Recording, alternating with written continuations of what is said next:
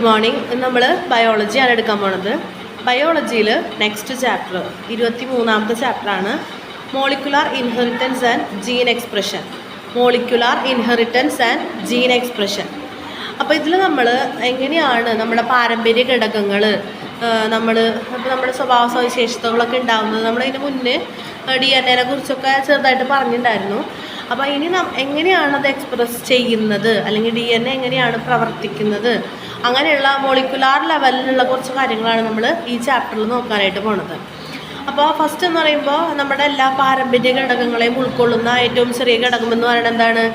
ജീനായിരുന്നു അല്ലേ? നമ്മൾ കഴിഞ്ഞ ക്ലാസ്സിൽ ജീൻ എങ്ങനെയാണ് എക്സ്പ്രസ് ചെയ്യണമെന്നൊക്കെ നമ്മൾ കഴിഞ്ഞ ചാപ്റ്ററിൽ കണ്ടിട്ടുണ്ടായിരുന്നു. അപ്പോൾ ജീനാണ് ഏറ്റവും ചെറിയ ഘടകം എന്ന് പറയുന്നത്. അപ്പോൾ DNA എന്ന് പറയുന്നത് എന്താണ്? ഈ DNAയിലാണ്, ജീനുകളിൽ ഉൾക്കൊള്ളുന്ന DNAയിലാണ് ഏതൊക്കെ തരത്തിലാണ് സ്വഭാവങ്ങൾ ഇരിക്കുന്നതെന്നുള്ളത്. DNAയുടെ സ്ട്രക്ചർ അനുസരിച്ചിട്ടാണ് ഓരോരുത്തർക്കും ഓരോ തരത്തിലാവുന്നത്. അപ്പോൾ DNA എന്ന് പറയുന്നത് എന്താണ്? Deoxy റൈബോ nucleic acid. Deoxy റൈബോ nucleic acid എന്നാണ് ഫുൾ ഫോം. എല്ലാത്തിൻ്റെയും ഫുൾ ഫോമുകൾ നോക്കണം കേട്ടോ, അത് ചോദിക്കുകയും ചെയ്യും. അപ്പോൾ DNA എന്ന് പറയുന്നത് ഡിയോക്സി റൈബോസ് ന്യൂക്ലിക് ആസിഡ്. DNAയുടെ സ്ട്രക്ചർ എന്ന് പറയുന്നത് ഒരു റൈബോസ് ഷുഗർ, ആ റൈബോസ് ഷുഗറിനെ ഒരു ഫോസ്ഫേറ്റ് ഗ്രൂപ്പും ഒരു നൈട്രജൻ ബേസും കൂടെ ഉള്ള ഒരു ന്യൂക്ലിക് ആസിഡ്. ഇതുപോലെയുള്ള ഒരുപാട് ന്യൂക്ലിക് ആസിഡുകൾ ഡബിൾ ഹെലിക്സിൽ അറേഞ്ച് ചെയ്തിട്ടുള്ള ഫോമാണ് എന്തിനുള്ളത്? DNAക്കുള്ളത്. ഒരു ന്യൂക്ലിക് ആസിഡുകളാണ് DNAയുടെ ബേസ് എന്ന് പറയുന്നത്, അല്ലെങ്കിൽ DNAയുടെ അടിസ്ഥാന ഘടകങ്ങൾ എന്ന് പറയുന്നത് ന്യൂക്ലിക് ആസിഡുകളാണ്. ന്യൂക്ലിക് ആസിഡുകൾ എന്ന് പറയുമ്പോൾ ഒരു ഷുഗർ DNAയിലായ കാരണം ഒരു ഡിയോക്സി റൈബോസ് ഷുഗറും അതിൻ്റെ കൂടെ ഒരു ഫോസ്ഫേറ്റ് ഗ്രൂപ്പും പിന്നെ ഒരു നൈട്രജൻ ബേസും, ഇതാണ് ന്യൂക്ലിക് ആസിഡ്. ഇങ്ങനെയുള്ള ന്യൂക്ലിക് ആസിഡുകൾ ഇങ്ങനെ ഡബിൾ ഹെലിക്സ് രീതിയിൽ അറേഞ്ച് ചെയ്തിട്ടുള്ള സ്ട്രക്ചറാണ് DNAക്കുള്ളത്. ഇനി നൈട്രജൻ ബേസുകളെ കുറിച്ച് പറയുകയാണെങ്കിൽ നൈട്രജൻ ബേസുകൾ മെയിൻലി 4 ടൈപ്പാണുള്ളത്: adenine, thymine, guanine, cytosine. Adenine, thymine, guanine, cytosine. അപ്പോൾ ഇതുപോലുള്ള നൈട്രജൻ ബേസുകളുടെ അറേഞ്ച്മെൻറ്റ്, ഇപ്പോൾ അഡിനിൻ തന്നെ എത്ര പ്രാവശ്യം വന്നു, അങ്ങനെയുള്ള DNAയിൽ വരുന്ന അങ്ങനെയുള്ള ചേഞ്ചുകളാണ് നമ്മൾ ഓരോരുത്തരും വ്യത്യസ്തരാക്കുന്നത്. അപ്പോൾ DNAയിലുള്ള നൈട്രജൻ ബേസുകളിൽ ഇപ്പോൾ ഡബിൾ ഹെലിക്സാന്ന് പറഞ്ഞു അല്ലേ, അങ്ങനെ 2 കോണി പോലെയാണ്. അപ്പോൾ കോണി പോലെയാണെങ്കിൽ അവർ അറ്റാച്ച് ചെയ്ത് നിൽക്കണം. അതായത് നൈട്രജൻ ബേസുകൾ വെച്ചിട്ടാണ് അവർ ബൈൻഡ് ചെയ്ത് അല്ലെങ്കിൽ ബോണ്ട് ചെയ്ത് നിൽക്കുക. ബോണ്ട് ചെയ്യുമ്പോൾ അഡിനിന് തൈമിനായിട്ടാണ് എപ്പോഴും പെയർ ചെയ്യുക. പടം വരച്ച് കാണിക്കുമ്പോൾ നിങ്ങൾക്ക് മനസ്സിലാവും. അഡിനിൻ തൈമിനായിട്ടാണ് എപ്പോഴും പെയർ ചെയ്യുക, ഗ്വാനിൻ സൈറ്റോസിനായിട്ടാണ് പെയർ ചെയ്യുക. അഡിനിനും തൈമിനും തമ്മിൽ ഡബിൾ ബോണ്ടാണ്, 2 നമ്മൾ കെമിസ്ട്രിയിലൊക്കെ പഠിച്ചിട്ടുണ്ടാവും, 2 ബോണ്ട് സ്ട്രക്ചറാണുള്ളത്. ഗ്വാനിനും സൈറ്റോസിനും തമ്മിൽ 3 ബോണ്ട് സ്ട്രക്ചറാണുള്ളത്. അപ്പോൾ ഇങ്ങനെയാണ് ഡബിൾ ഹെലിക്സിൽ DNA ഫോം ചെയ്യുന്നത്. അപ്പോൾ നമ്മൾ പറഞ്ഞു അഡിനിൻ തൈമിനായിട്ടാണ് പെയർ ചെയ്യുക, ഗ്വാനിൻ സൈറ്റോസിനായിട്ടാണ് പെയർ ചെയ്യുക എന്ന് പറഞ്ഞു. അങ്ങനെ പെയർ ചെയ്യാന്ന് പറയുന്ന റൂളാണ് Chargaff rule. Chargaff rule എന്ന് പറയുന്നത് എപ്പോഴും എന്താണ്? അഡിനിൻ നൈട്രജൻ ബേസ് തൈമിനായിട്ടാണ് പെയർ ചെയ്യുക, അതേപോലെ ഗ്വാനിൻ സൈറ്റോസിനായിട്ടാണ് പെയർ ചെയ്യുക. അപ്പോൾ ഇതാണ് ചാർജ് ഓഫ് റൂൾ പറയുന്നത്. ഇനി കോഡോൺ എന്ന് പറയുന്നത്, ഇപ്പോൾ ഇങ്ങനെയുള്ള ന്യൂക്ലിക് ആസിഡുകളാണ് പ്രോട്ടീൻ നിർമ്മിക്കുക. ന്യൂക്ലിക് ആസിഡുകൾ പ്രോട്ടീൻ നിർമ്മിച്ചിട്ട് ആ പ്രോട്ടീനുകളാണ് ശരിക്കും നമ്മുടെ സ്വഭാവങ്ങളെ നിർണ്ണയിക്കുന്നത്. അപ്പോൾ പ്രോട്ടീൻ നിർമ്മിക്കാൻ വേണ്ടിയിട്ട് നമ്മുടെ നൈട്രജൻ ബേസുകൾ 3 ഇങ്ങനെ മാറി നിൽക്കും. ഇപ്പോൾ AUG, AGG എന്നൊക്കെ പറഞ്ഞിട്ട് ഇങ്ങനെ പ്രോട്ടീൻ നിർമ്മിക്കാൻ ആവശ്യമുള്ള നൈട്രജൻ ബേസുകളുടെ 3 വെച്ചിട്ടുള്ള കൂട്ടം, അതിനെയാണ് എന്ത് പറയുക? കോഡോൺ എന്ന് പറയുക. AUG അഡിനിൻ, യൂറാസിൽ എന്ന് പറയുന്ന വേറെ ഒരെണ്ണം കൂടി ഉണ്ട്, uracil, adenine. AGG adenine, guanine, അങ്ങനെയുള്ള 3 സെറ്റുകളായിട്ട് മാറും നൈട്രജൻ ബേസുകൾ. നൈട്രജൻ ബേസുകളുടെ 3 വീതമുള്ള നൈട്രജൻ ബേസുകളുടെ സെറ്റാണ് എന്തൊരു കോഡോൺ എന്ന് പറയുന്നത്. ഇതാണ് ഒരു പ്രോട്ടീനെ നിർമ്മിക്കുന്നത്. അപ്പോൾ കോഡോൺ എന്താണെന്നൊക്കെ പറഞ്ഞിട്ട് ചിലപ്പോൾ 1 മാർക്കിനൊക്കെ ചോദിക്കുക കേട്ടോ. അപ്പോൾ DNAയുടെ ഘടന പറഞ്ഞു. അപ്പോൾ നമ്മൾ വരയ്ക്കുമ്പോൾ ഒന്നും കൂടി മനസ്സിലാവും. ഇനി യുക്കാരിയോട്സിലെ DNAയുടെ പാക്കേജുകൾ എങ്ങനെയാണ്? അപ്പോൾ അതായത് ഡബിൾ ഹെലിക്സിലാണ് DNA വരുന്നത്. ഇങ്ങനെ കോവണി പോലെ 2 ഹെലിക്സിലാണ് വരുന്നത്. ഇത് ഹിസ്റ്റമിൻ ഒക്ടോമറായിട്ട് മാറും. ഹിസ്റ്റമിൻ ഒക്ടോമർ എന്ന് പറയുമ്പോൾ എന്താണ്? ഇങ്ങനെ ഒരു ഉണ്ട പോലുള്ള ഷേപ്പുകൾ 8 ഇത് ഉരുണ്ടിട്ട് ഈ ഡബിൾ ഹെലിക്സിലുള്ള ഫോം ഇങ്ങനെ ഉരുണ്ടിട്ട് 8 മുഴകൾ പോലെയുള്ള ഒരു സ്ട്രക്ചറായിട്ട് മാറും. ഇനി അതിൽ നിന്ന് അപ്പോൾ ആദ്യം എന്താണ് DNA ആണ്. ആ DNA ചുരുണ്ടിട്ട് ഉണ്ട പോലെ ആയിട്ട് ഒരു ഹിസ്റ്റമിൻ ഒക്ടോമർ എന്ന് പറയുന്ന രൂപം, അതായത് ഉണ്ട പോലെ 8 ഫോംസ് വരുന്ന രൂപത്തിലായിട്ട് മാറും. പിന്നീട് അത് എന്താണ് ഒരു ന്യൂക്ലിയോസോ മാലകളിൽ ഇങ്ങനെ മുത്ത് കോർത്ത പോലത്തെ ഒരു സ്ട്രക്ചറായിട്ട് മാറും. പിന്നീട് അതിങ്ങനെ റിപ്പീറ്റഡ് ആയിട്ട് ചുരുണ്ട് ചുരുണ്ട് ചുരുണ്ട് ചുരുണ്ട് നല്ല കട്ടിയുള്ള ഫോമിലേക്ക് മാറും. ഫോമിലേക്ക് മാറും. അപ്പോൾ അതിനെ സോളിനോയിഡ് എന്ന് പറയും. സോളിനോയിഡായിട്ട് മാറും. എന്നിട്ട് ഈ സോളിനോയിഡ് എന്ത് ചെയ്യും, പിന്നെയും സൂപ്പർ കോയിൽ ചെയ്തത് പിന്നെയും ചുരുണ്ട് ക്രോമോസോമിൻ്റെ സ്ട്രക്ചറിലേക്ക് മാറും. ക്രോമോസോം എന്ന് പറയുമ്പോൾ ഇങ്ങനെ 2 കാലുകളിൽ വരച്ച് കാണിച്ചു തരാം. അങ്ങനെ 2 ക്രോമോസോമിൻ്റെ ഫോമിലേക്ക് മാറും. അപ്പോൾ ഇങ്ങനെയാണ് DNA പാക്കേജിങ് നടക്കുന്നത്. അപ്പോൾ ക്രോമോസോമുകളായി മാറി അവരവിടെ എന്താണ് ഡബിൾ ചെയ്യൽ അല്ലെങ്കിൽ റിപ്ലിക്കേഷനും കാര്യങ്ങളൊക്കെ കഴിഞ്ഞിട്ട് പിന്നെയും അത് ഡബിൾ ഹെലിക്സിലേക്ക് തന്നെ മാറും. ഇനി നമുക്ക് നെക്സ്റ്റ് നോക്കാമല്ലോ DNA റിപ്ലിക്കേഷനാണ്. എങ്ങനെയാണ് DNA റിപ്ലിക്കേറ്റ് ചെയ്യണമെന്നുള്ളത്. അപ്പോൾ DNA എന്ന് പറയുന്നത് ഡബിൾ ഹെലിക്സ് സ്ട്രക്ചറാണ്. 2 സ്ട്രാൻഡുകൾ ഉണ്ടാവും. അതിൽ എന്ത് ചെയ്യും, ഇവരുടെ ഒരു എൻഡിൽ ഈ 2 സ്ട്രാൻഡുകൾ പിന്നെയും എന്താണ് ഓരോ സ്ട്രാൻഡിനും പാരലായിട്ട് ഒരു സ്ട്രാൻഡും കൂടെ ഫോം ചെയ്യാന്ന് പറയുമ്പോൾ ഇപ്പോൾ അഡെനിൻ, സൈറ്റോസിൻ, ഗുവാനിൻ അങ്ങനെയായിരിക്കും ഒരു സ്ട്രാൻഡുമ്പോൾ കിടക്കുന്നുണ്ടാവുക. അതിന് പാരലായിട്ട് സ്ട്രാൻഡ് ഫോം ചെയ്യാന്ന് പറയുമ്പോൾ അഡെനിന് തൈമിൻ വെച്ച് വരയ്ക്കുമ്പോൾ മനസ്സിലാവും കേട്ടോ. തൈമിൻ വരും, ഗ്വാനിൻ, സൈറ്റോസിൻ വരും. അങ്ങനെ പാരലായിട്ടുള്ള ഓരോ സ്ട്രാൻഡുകൾ 2 എൻഡിൽ ഫോം ചെയ്യും. അപ്പോൾ ഒരു സ്ട്രാൻഡിനെ ലീഡിങ് സ്ട്രാൻഡ് എന്നും മറ്റേതിനെ ലാഗിങ് സ്ട്രാൻഡ് എന്നുമാണ് പറയാം. എന്നിട്ട് എന്ത് ചെയ്യും,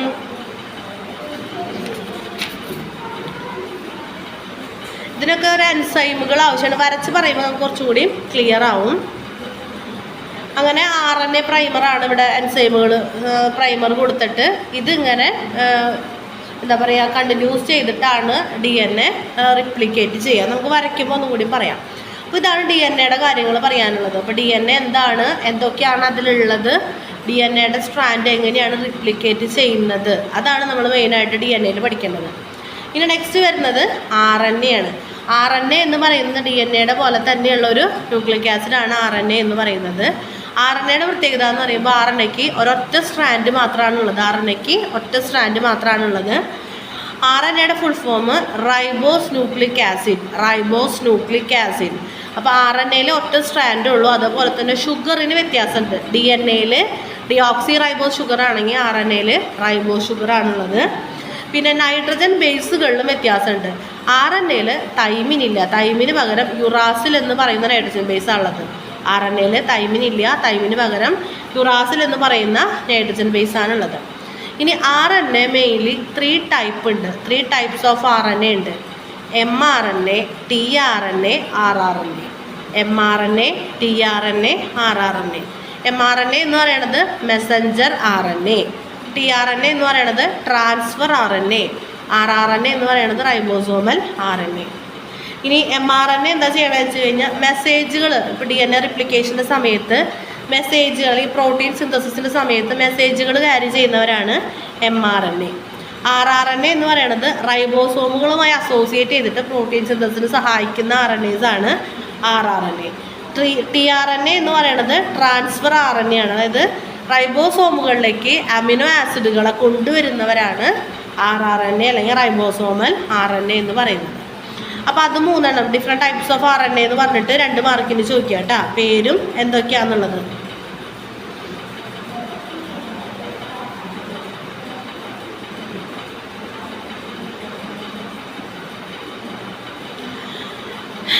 ഇനി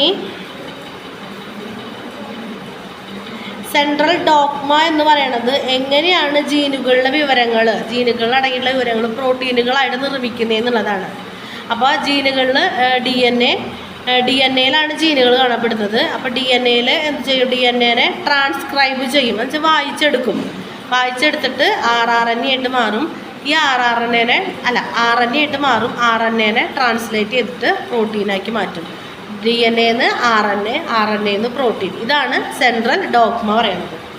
ഇനി നമ്മൾ നേരത്തെ എങ്ങനെയാണ് DNA എന്നുള്ളത് ക്രോമോസോം ആവണതും ക്രോമോസോം എങ്ങനെയാണ് DNA ആവണതെന്നും നമ്മൾ യുക്കാരിയോട്സിൻ്റെ കേസിൽ കണ്ടു. ഇനി പ്രൊക്കാരിയോട്സിൽ 3 രീതിയിലാണ് വരിക. പ്രൊക്കാരിയോട്സ് എന്ന് പറയുമ്പോൾ അറിയാം എന്താണ്, ആ ഒരു ട്രൂ ന്യൂക്ലിയസ് ഇല്ലാത്ത ജീവികളാണ്. അതിൽ 3 ടൈപ്പിലാണ് വരിക: conjugation, transduction, transformation. Conjugation, transduction, transformation എന്ന് പറഞ്ഞിട്ട് 3 രീതിയിലാണ് DNA-യുടെ മെക്കാനിസം, ട്രാൻസ്ഫർ മെക്കാനിസം വരുന്നത്. അപ്പോൾ അതുപോലെ ഒന്നാമത്തത് കോൺജുഗേഷൻ നോക്കാം. അപ്പോൾ കോൺജുഗേഷൻ എങ്ങനെയാണെന്ന് വെച്ച് കഴിഞ്ഞാൽ, കോശങ്ങൾക്കിടയിലുള്ള ഒരു ചെറിയ കണക്ഷൻ വഴി എന്ത് ചെയ്യാം, ഒറ്റ കോശങ്ങളായിരിക്കില്ല. ഒരു ബാക്ടീരിയാസിലൊക്കെ നടക്കുമ്പോൾ ബാക്ടീരിയാസ് എന്ന് പറയുന്നത് എന്താണ്, ഒരൊറ്റ കോശം ഉണ്ടാവുള്ളൂ. അപ്പോൾ ആ കോശത്തിനുള്ളത് കോശങ്ങൾക്കിടയിലുള്ള വേറൊരു ബാക്ടീരിയ തമ്മിലുള്ള ചെറിയൊരു കണക്ഷൻ വഴി, ഒരു പാലം പോലുള്ള ഒരു ബ്രിഡ്ജ് വഴിയാണ് എന്ത് നടക്കുന്നത്, അവരുടെ ട്രാൻസ്ഫർ, DNA ട്രാൻസ്ഫർ നടക്കുന്നത്. അപ്പോൾ അതായത് ഇതിൽ നിന്ന് മറ്റൊന്നിലേക്ക് ഡയറക്റ്റ് ജനിതക വസ്തുക്കൾ മാറാം. അപ്പം അങ്ങനെ മാറുന്ന ജനിതക വസ്തുവിനെ എഫ് ഫാക്ടർ എന്നാണ് പറയുക. ഇനി ട്രാൻസ്ഡക്ഷൻ എന്ന് പറയുമ്പോൾ ഒന്നാമത്തെ കോൺജുഗേഷൻ കഴിഞ്ഞു, ഡയറക്റ്റ് മാറുന്നത്, ഒരു ബ്രിഡ്ജ് വഴി അങ്ങോട്ട് ഇങ്ങോട്ട് മാറുന്നത്. ഇനി ട്രാൻസ്ഡക്ഷൻ എന്ന് പറയുമ്പോൾ ഒരു വൈറസിൻ്റെ പ്രസൻസിൽ ഒരു ബാക്ടീരിയയിൽ നിന്ന് അത് വൈറസിലേക്ക് മാറ്റിയിട്ട് വൈറസിൽ നിന്ന് അടുത്ത ബാക്ടീരിയയിലേക്ക് മാറ്റാം. അതിനെയാണ് ട്രാൻസ്ഡക്ഷൻ എന്ന് പറയാം. അപ്പോൾ പുതിയതായിട്ട് വൈറസിലേക്ക് കയറി അപ്പോൾ ഒരു മിക്സിങ് അവിടെ നടക്കൂലേ, അതാണ് പിന്നെ അടുത്ത ബാക്ടീരിയയിലേക്ക് പോകുന്നത്. അങ്ങനെ പുതിയതായിട്ട് പോകുന്ന DNA-നെയാണ് റീകോമ്പിനൻ്റ് DNA എന്ന് പറയുക. Recombinant DNA. കോൺജുഗേഷൻ എന്ന് പറയുന്നത് ഡയറക്റ്റായിട്ട് സെൽ ടു സെൽ അങ്ങോട്ട് ഇങ്ങോട്ട് മാറുക. ട്രാൻസ്ഡക്ഷൻ എന്ന് പറയുമ്പോൾ ആദ്യം ഒരു വൈറസിലേക്ക് ബാക്ടീരിയയുടെ ജനറ്റിക് മെറ്റീരിയൽ മാറ്റിയിട്ട് അവിടെ നിന്ന് പിന്നെ അടുത്ത ബാക്ടീരിയയിലേക്ക് മാറ്റാം. ഇനി ട്രാൻസ്ഫോർമേഷൻ എന്ന് പറയുമ്പോൾ ഏതെങ്കിലും ഒരു ഫോറിൻ DNA ഒരു ബാക്ടീരിയയുടെ സെല്ലിൻ്റെ ഉള്ളിലേക്ക് പ്രവേശിക്കുന്ന രീതിയെയാണെന്ന് പറയുക. ഫോറിൻ DNAക്ക് ഒരു ബാക്ടീരിയയുടെ ഉള്ളിലേക്ക് കയറാനുള്ള അതിൻ്റെ കഴിവ്, അതിനെയാണ് എന്ത് പറയുക, ട്രാൻസ്ഫോർമേഷൻ എന്ന് പറയുക. അപ്പം ഇങ്ങനെയുള്ള 3 മെത്തേഡ്സ് വഴിയാണ് ബാക്ടീരിയസ് അല്ലെങ്കിൽ പ്രൊക്കാരിയോട്സിൽ DNA-യുടെ ട്രാൻസ്ഫർ നടക്കുന്നത്. യുക്കാരിയോട്സിൽ എങ്ങനെയായിരുന്നു, ആ DNA സ്ട്രാൻഡ് ഹിസ്റ്റമിൻ ആയി, അവിടെ നിന്ന് ഹിസ്റ്റമിൻ ഒക്ടോമറായി, പിന്നെ അത് സോളിനോയിഡായി, പിന്നെ പിന്നെയും കോല ചെയ്തിട്ട് അത് ക്രോമോസോമായിട്ട് മാറി. ഈ ക്രോമോസോമുകളാണ് അടുത്ത ജീവികളിലേക്ക് ഇങ്ങനെ അല്ലെങ്കിൽ അടുത്ത സെല്ലുകളിലേക്ക് ഇങ്ങനെ കൈമാറ്റം ചെയ്യുന്നത്. പ്രൊക്കാരിയോട്സിലാണെങ്കിലോ conjugation, cell to cell direct പോണത്. ട്രാൻസ്ഡക്ഷൻ ആദ്യം ഒരു വൈറസിൽ കയറിയിട്ട് അടുത്ത കോശത്തിലേക്ക് പോണത്. പിന്നെ ഇങ്ങനെ കയറാനുള്ള ഒരു കഴിവിനെയാണ്, ഫോറിൻ DNA-ക്ക് ഒരു ബാക്ടീരിയയുടെ ഇതിൽ കയറാനുള്ള കഴിവിനെയാണ് ട്രാൻസ്ഫോർമേഷൻ എന്ന് പറയാം.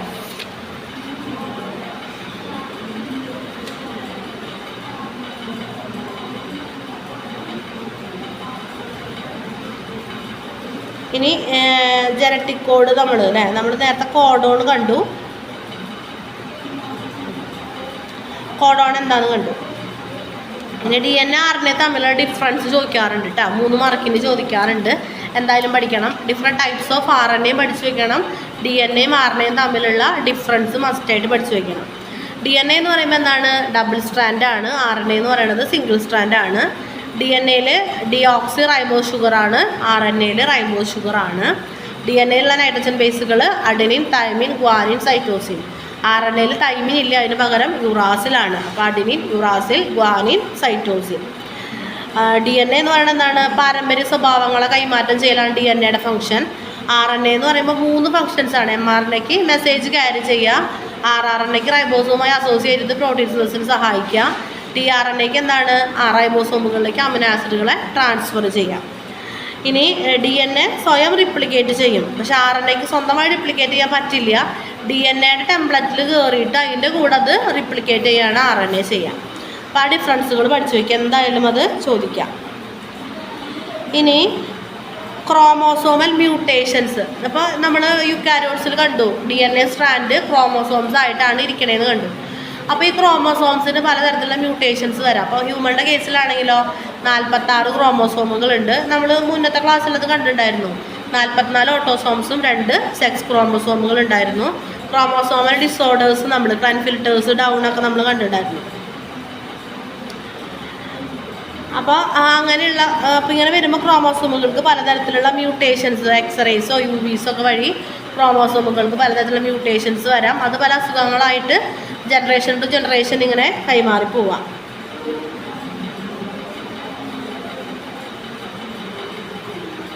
അപ്പോൾ ഇതാണ് നമുക്ക് ഈ ചാപ്റ്ററിൽ മെയിനായിട്ട് നോക്കാനുള്ള കാര്യങ്ങൾ.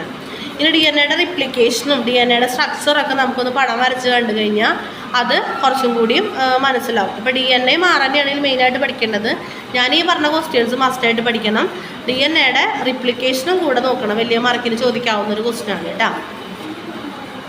അപ്പോൾ ഇതാണ് ഒരു ഡി എൻ എയുടെ സ്ട്രാൻഡ് എന്ന് പറയുന്നത്. ഡബിൾ ഹെലിക്സിലാണ് കാണപ്പെടുക. ഡബിൾ ഹെലിക്സ് എന്ന് പറയുമ്പോൾ ഒരു ഗോവണി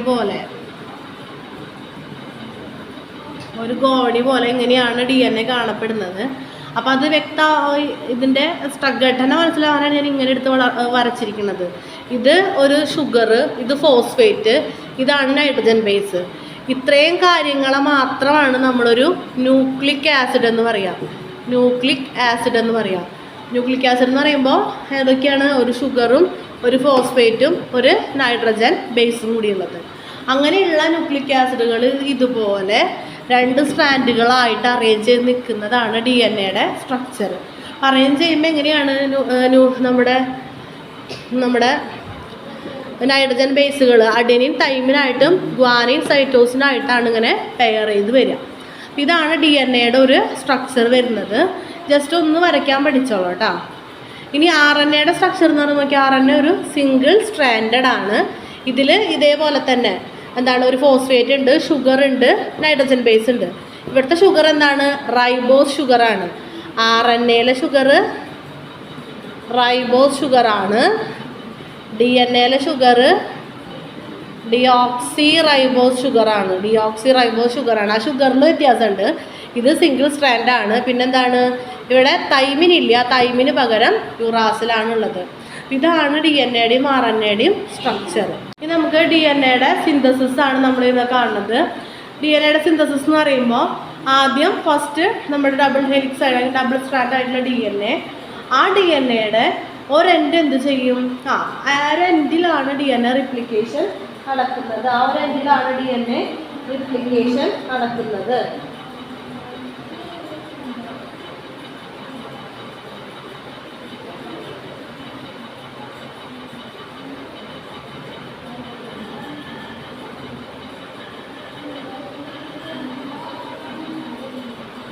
അപ്പോൾ ഡി എൻ എ റിപ്ലിക്കേഷൻ നടക്കുന്ന സമയത്ത് കണ്ട ഈ ഒരു എൻഡ് ഇങ്ങനെ സ്പ്ലിറ്റ് ആയിട്ട് വരും. ഇതിന് പാരലൽ ആയിട്ടുള്ള 2 സ്ട്രാൻഡുകൾ ഇവിടെ ഫോം ചെയ്യും. ഈ ഒരു സ്ട്രാൻഡിൻ്റെ പേര് ലീഡിങ് സ്ട്രാൻഡ് എന്നാണ്, രണ്ടാമത്തെ സ്ട്രാൻഡിൻ്റെ പേര് ലാഗിങ് സ്ട്രാൻഡ് എന്നാണ്. കാരണം ഡി എൻ എ റിപ്ലിക്കേറ്റ് ചെയ്ത് വരുന്ന സമയത്ത് ലീഡിങ് സ്ട്രാൻഡ് ഇങ്ങനെ കണ്ടിന്യൂസ് ആയിട്ടുണ്ടാവും. ലാഗിങ് സ്ട്രാൻഡ് എന്ന് പറയുന്നത് ഇങ്ങനെ കഷ്ണങ്ങളായിട്ടാണ് ഉണ്ടാവുക. പിന്നീട് അത് കൂട്ടി യോജിക്കുകയാണ് ചെയ്യുക. ലീഡിങ് സ്ട്രാൻഡ് കണ്ടിന്യൂസ് ആയിട്ടുണ്ടാവും, ലാഗിങ് സ്ട്രാൻഡ് എന്ന് പറയുന്നത് കഷ്ണങ്ങളായിട്ടാണ് ഉണ്ടാവുക. ലാഗ് ചെയ്തിട്ടാണ് ഉണ്ടാവുക. പിന്നീട് അത് കൂട്ടി യോജിക്കുകയാണ് ചെയ്യുക. അപ്പോൾ 2 സ്ട്രാൻഡുകൾ ഉണ്ടാവും. ഇനി ഈ എവിടെയാണോ റിപ്ലിക്കേഷൻ നടക്കുന്ന എൻഡ്, ഡി എൻ എയുടെ റിപ്ലിക്കേഷൻ നടക്കുന്ന എൻഡിനെയാണ് എന്ത് പറയുക? റിപ്ലിക്കേഷൻ ഫോർക്ക് എന്ന് പറയുക. റിപ്ലിക്കേഷൻ നടക്കുന്ന എൻഡിനെയാണ് റിപ്ലിക്കേഷൻ ഫോർക്ക് എന്ന് പറയുക. ഇനി നെക്സ്റ്റ് എന്ന് പറയുന്നത് റിപ്ലിക്കേഷൻ നടക്കാനായിട്ട് ഒരു R N A primer synthesis ചെയ്യും. കാരണം അവനാണ് ഇത് സ്റ്റാർട്ട് ചെയ്ത് വരുന്നത്. R N A primer synthesis ചെയ്യും. ആർ എൻ എ എന്ന് പറയുന്നത് ഒരു സിംഗിൾ സ്ട്രാൻഡാണ്. അപ്പോൾ ഇവിടെ സിംഗിൾ സ്ട്രാൻഡ് വന്നു കഴിഞ്ഞാൽ എന്താണ്? അതിന് ഇപ്പോൾ ATGC ഉണ്ടാവില്ലേ, ഇവിടെ AUGC ആണ്. അപ്പം ഇതിന് ഓപ്പോസിറ്റ് ആയിട്ടുള്ള ഇപ്പോൾ എന്താണ്? ഡി എൻ എയിലാവുമ്പോൾ T വരും, A വരും, C വരും, G വരും. ഇങ്ങനെയുള്ള സ്ട്രാൻഡുകൾ ഉണ്ടായിക്കൊണ്ടിരിക്കും. അപ്പോൾ അത് സ്റ്റാർട്ട് ചെയ്യാൻ വേണ്ടിയിട്ട് എന്താണ്? ഒരു ആർ എൻ എ പ്രൈമറിന് ആദ്യം സിന്തസിസ് ചെയ്യും. അതിന് ശേഷമാണ് D N A strand synthesis ചെയ്യുക. D N A strand synthesis ചെയ്യാനായിട്ട് ഒരു സ്റ്റാർട്ടറും ടെംപ്ലേറ്റും ആവശ്യമാണ്. ഒന്നുമില്ല, ഇവിടെ നിന്ന് കൊടുക്കാനായിട്ട് ഒരു സ്ട്രാൻഡ് ഉണ്ടാവും, ഇതേപോലെ ATGC ഉണ്ടാവും, ഇവിടെ കൊടുത്തിട്ടുണ്ടാവും. അവിടെ നിന്ന് അതിങ്ങനെ കണ്ടിന്യൂസ് ആയിട്ട് ഉണ്ടായിക്കൊണ്ടേ ഇരിക്കും. ലീഡിങ് സ്ട്രാൻഡ് കണ്ടിന്യൂസ് ആയിട്ടുണ്ടാവും. ലാഗിങ് സ്ട്രാൻഡ് എങ്ങനെയാണ്? മുറിഞ്ഞുണ്ടാവും. പിന്നീട് അത് കൂട്ടി യോജിക്കുകയാണ് ചെയ്യുക. ഇങ്ങനെ ഡി എൻ എയുടെ റിപ്ലിക്കേഷൻ കഴിഞ്ഞിട്ടുണ്ടാകുന്ന ആ പുതിയ സ്ട്രാൻഡുകളെയാണ് ഓക്കസാക്കി ഫ്രാഗ്മെൻറ്റ്സ് എന്ന് പറയുക. ഓക്കസാക്കി ഫ്രാഗ്മെൻറ്റ്സ് എന്ന് പറയുന്നത്. ഇതാണ് ഡി എൻ എയുടെ റിപ്ലിക്കേഷൻ. ഡി എൻ എയുടെ റിപ്ലിക്കേഷൻ വലിയ മാർക്കിന് ചോദിക്കാവുന്നതാണ്. Types of R N A വലിയ മാർക്കിന് വലിയ മാർക്ക് എന്ന് പറയുമ്പോൾ 3 മാർക്കിനൊക്കെ ചോദിക്കാവുന്നതാണ്. അതേപോലെ തന്നെ R N A D N എയും തമ്മിലുള്ള ഡിഫറൻസ് ചോദിക്കാവുന്നതാണ്. പിന്നെ ജനറ്റിക് കോഡോൺ എന്നൊക്കെ പറഞ്ഞ് 1 മാർക്കിന് ചോദിക്കാവുന്നതാണ്. ഡി എൻ എയുടെ സ്ട്രക്ചറോ അല്ലെങ്കിൽ ന്യൂക്ലിക് ആസിഡിൻ്റെ കാര്യങ്ങളോ നൈട്രജൻ ബേസുകൾ എങ്ങനെയാണ് പെയർ ചെയ്യണമെന്നോ ഒക്കെ നമുക്ക് ചെറിയ മാർക്കിന് വളരെ റെയറായിട്ട് പ്രതീക്ഷിക്കാവുന്ന ക്വസ്റ്റ്യനാണ്. പക്ഷെ ഞാൻ ആദ്യം പറഞ്ഞ കാര്യങ്ങൾ എന്താണ് മസ്റ്റായിട്ട് ചെയ്യണം അല്ല പഠിക്കണം. ഇനി യുക്കാരിയോട്സിൽ എങ്ങനെയാണ് DNA ഡബിൾ ഹെലിക്സ് ആയിട്ടുള്ള DNA ആദ്യം എന്ത് ചെയ്യും? ഹിസ്റ്റമിൻ ഒക്ടോമറായിട്ട് മാറും. അതിനുശേഷം മാലയിൽ മുത്തു കോർത്ത പോലെ ഇങ്ങനെ ന്യൂക്ലിയോസോമായിട്ട് മാറും. അത് പിന്നെ റിപ്പീറ്റഡായിട്ട് കോയിൽ ചെയ്ത് കട്ടിയുള്ള സോളിനോഡായിട്ട് മാറും. പിന്നെയും കോയിലിങ് കഴിഞ്ഞിട്ട് ക്രോമോസോമുകളായിട്ട് മാറും. ലാസ്റ്റ് ഇത് ക്രോമോസോമുകളായിട്ട് മാറും. ഇതാണ് ഒരു ക്രോമോസോമിൻ്റെ സ്ട്രക്ചർ. ക്രോമോസോമിനുള്ള ഈ സെൻട്രൽ ഭാഗത്തിനെയാണ് എന്ത് പറയുക? സെൻട്രോസോം എന്ന് പറയുക, സെൻട്രോമിയർ എന്ന് പറയുക. ഈ 4 ഭാഗങ്ങളെയാണ് അതിൻ്റെ ക്രൊമാറ്റിഡ് എന്ന് പറയുക. ക്രൊമാറ്റിഡുകളെ കൂട്ടി വയ്ക്കുന്ന ഭാഗമാണ് സെൻട്രോമിയർ. ഇതാണ് ഒരു ക്രോമോസോമിൻ്റെ സ്ട്രക്ചർ. ഇങ്ങനെയുള്ള 44 ക്രോമോസോമുകൾ ആണ് പ്ലസ് 2 ക്രോമോസോമുകൾ. അങ്ങനെ 46 ക്രോമോസോമുകളാണ് ഹ്യൂമൻസിലുള്ളത്. അപ്പോൾ ഏതെങ്കിലും ഒക്കെ ഒരു മ്യൂട്ടേഷൻ സംഭവിച്ചിട്ട് ക്രോമോസോമുകൾക്ക് ഒരു അബ്നോർമാലിറ്റി വന്നു കഴിഞ്ഞാൽ ഒരു ടൈപ്പിലുള്ള അസുഖങ്ങളായിട്ട് മാറും. അത് ജനറ്റിക്കലി ഇങ്ങനെ ട്രാൻസ്ഫർ ചെയ്തുകൊണ്ടിരിക്കും. ഇത്രയാണ് നമുക്കിതിൽ പഠിക്കാനുള്ളത്. ഈ പറഞ്ഞ ക്വസ്റ്റ്യൻസ് മസ്റ്റായിട്ട് പഠിക്കുക. ഒരു ഇമ്പോർട്ടൻ്റ് ആയിട്ടുള്ള ചാപ്റ്ററാണ്. നന്നായിട്ട് മനസ്സിലാക്കി പഠിക്കാം. Thank you.